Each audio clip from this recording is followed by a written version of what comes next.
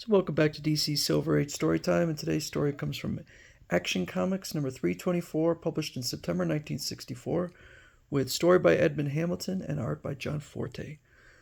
This is called The Battle of the Super Teams. The feud between the superheroes and the super outlaws, fostered by an evil deception, threatens to shake worlds. Here the climax in the mighty conflict and of a strange romance in the Battle of the Super Teams. So the brother of Jungle King, named Marsden King, has tricked this group from a planet called Lalor. I can't remember the name of it, but they're good folks. But their powers are incredible. But they are tricked into thinking the Legion of Superheroes want to throw them off of Earth, which is not true. So we continue with the story. That super outlaw duplicate boy has duplicated the huge size and strength of our colossal boy and is fighting him on even terms. So at the current moment, Starboy, Shrinking Violet, and Invisible Kid are locked in a cell. Superboy is paralyzed and his kryptonite cage is an unbreakable case, so we can't free him. There's not an opening by which even Violet, if tiny, could escape. And she says, why are they so ruthless? Duplicate Boy, their leader, doesn't look evil. And so they're chatting, and Marsden King decides what he's going to do is he's going to take their words and kind of rearrange them. And because Duplicate Boy is starting to think, hey, maybe these folks aren't that bad. I came to make sure you're safely imprisoned.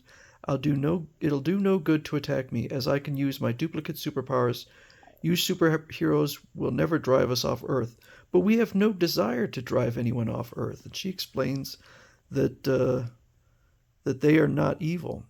So he goes back to Marsden, and he says, she sounded so sincere, I half believed her. And he plays a tape, but it is, again, rearranged. If I can fool these super outlaws, we'll turn the tables, and we and our fellow Legionnaires can trap and crush them.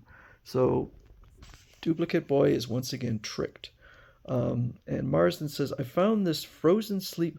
By the way, they're in the Legion of Superheroes clubhouse. They broke in.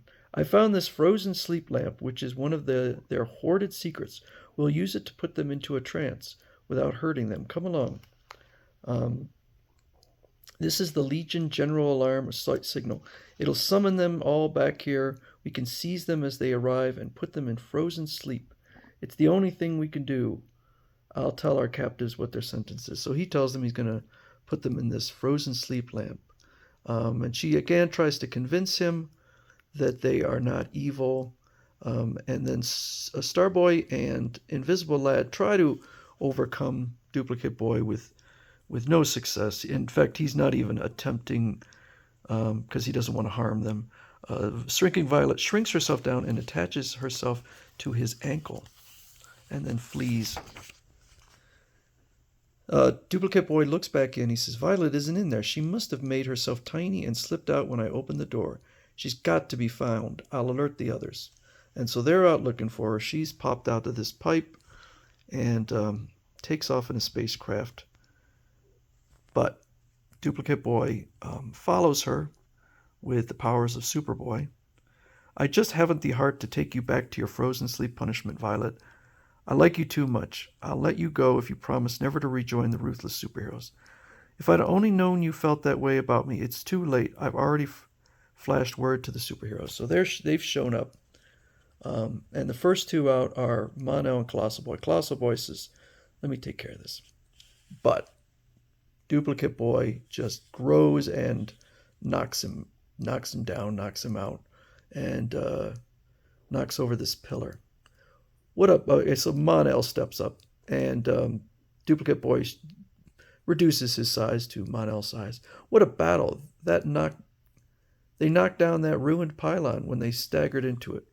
Please, Mon-El, let Duplicate Boy go. I love him.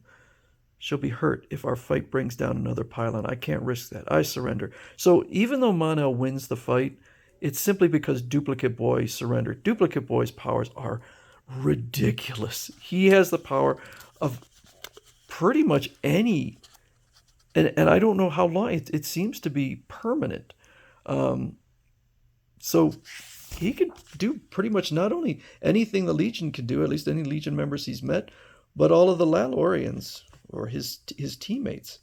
So the three of them are out there, and they're starting to question Marsden, because he won't let them in this room, the records of the superheroes. So Evolvo Lad uses his power to become evolved, I don't know, thousands of years into the future. And his super brain says it's an elementary problem. The only possible reason is there's something in those records King doesn't want us to see. So Gas Girl uses her ability to go into the room and discovers that the Legion of Superheroes are heroes. The records show that the Legion of Superheroes are not tyrannical and selfish. They're great champions of people everywhere. No wonder Marsden King didn't want us to see those records. He's lied to us from the first. We'll have it out with him. And Marsden says, of course I lied. I wanted to use you to seize this clubhouse and its secret for me. This projector is one that will destroy anyone's superpowers completely, and I'll use it on you if you get mutinous. We don't care. We will help you no longer, no matter what happens to us. And so he's laughing because Life Girl puts out her arms, and he says, I'm already alive. You can't do anything to me. But she brings the chair to life. So not only can she bring things to life, but I guess she can control them also. And the chair grabs Marsden. Why, they freed Superboy, Starboy, and Invisible Kid, and have bound Marsden King. It may be a trap. Be ready for action. Duplicate Boy. We were deceived. The superheroes never had any intention of driving us off Earth. I failed to revenge my brother, but even though I go to prison, I'll have vengeance on you superheroes someday. So the team of 5 from Lalor decide they're going to just take away their own superpowers. It's the only thing we can do since our powers nearly caused great wrong. But Superboy comes up, wait, I overheard you with my super hearing and was just in time to stop your sacrifice. We've talked it over and we're taking you back to your native Lalor. People of Lalor, these 5, with their great powers, can be your champions, your helpers, not outlaws as your prime minister tried to make them. Hooray for the superheroes of Lalor. We drove Prime Minister Vor from office when we learned what he did. And so Shrinking Violet says, will we ever see each other again? I think so. Remember, I too have the power of super speed, which I guess he has forever. When I desire it, and I can reach Earth swiftly, this isn't the end for us, Violet, and it isn't. Apparently they would reappear. I don't know if I have any of the story. I know I have some of them, but their appearances were super brief. But I really like this story. This is one of my favorite stories in the Legion of Superheroes. So that is the first introduction to the heroes of Lalor.